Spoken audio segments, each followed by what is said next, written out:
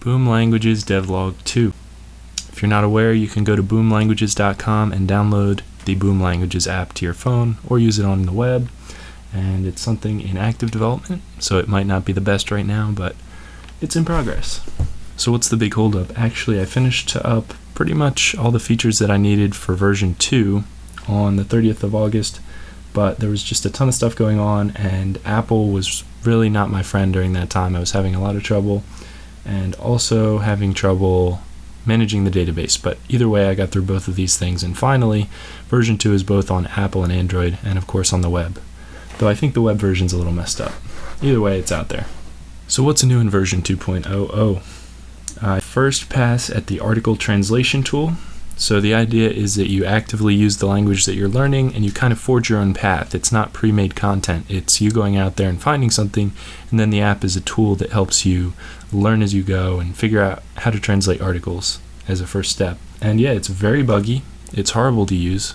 I think it's pretty much unusable at this point, but that'll be the next thing that I fix. At least it kind of works if you know right where to click. The desired feature that I think I'm going to have to work on eventually would be if you long click a word, you get a translation.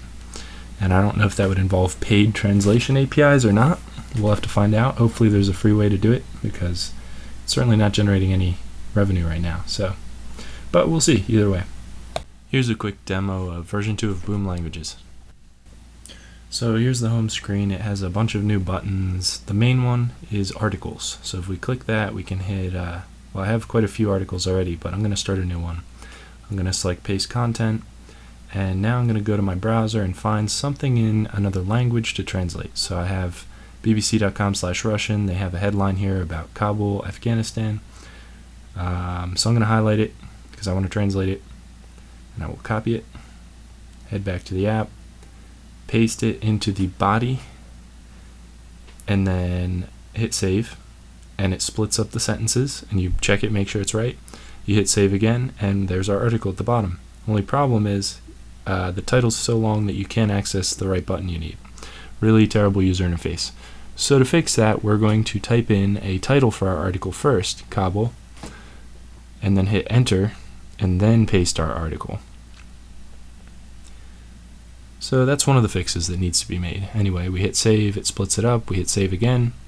Now we have an actual usable article that we can translate. So we go down to the bottom, we hit translate. Here we are in our translation view, and we start typing. For the first sentence, we type in Kabul, hit enter. We get a green check because we're done. The second sentence, we start typing, going at it, and it'll give us a green check when we move on. Here's where it would be really nice to be able to long click on a word to figure out what it is. But for now, you're stuck on switching apps and going back to Google Translate or wherever you're using if you get stuck. Also, it's really hard to move in between sentences, and it's really hard to see what you're doing because there's only one line. There's just so much to be improved upon here. And maybe all the sentences don't even need to be seen at once. Maybe we can just tackle one at a time instead of seeing them all there. Either way, this is horrendous. But, it's a proof of concept, so that's pretty much it for translation of articles. If we head back to the main screen, there's also this add word feature. So if you learned a new word, you can add it in here, and maybe eventually this will be a flashcard system. For now, you hit add word and you get this blank screen. So you have to restart the app and then go to my words, and it was added. And that's it. You just see a list of your words. There's nothing special there. The quizzes, I didn't even bother loading them because I'm moving away from that, and all the other stuff from the previous version of the app is still there, just waiting. So that's it. As we wrap up here, what's next for this app? When I have time to work on it, I'm thinking 2.0.1 will be bug fixes to improve all the usability issues that we have with the article translator, make it a little easier to use, not have the focus jumping all over the place and things like that. 2.1, maybe that's when we can do the touch to translate. But first of all, we have to get the existing feature working in a way that's at least usable. And way down the line, I've been told, don't give up on the quizzes, so maybe we'll bring back quizzes and see where that takes us. Either way, that's it for now.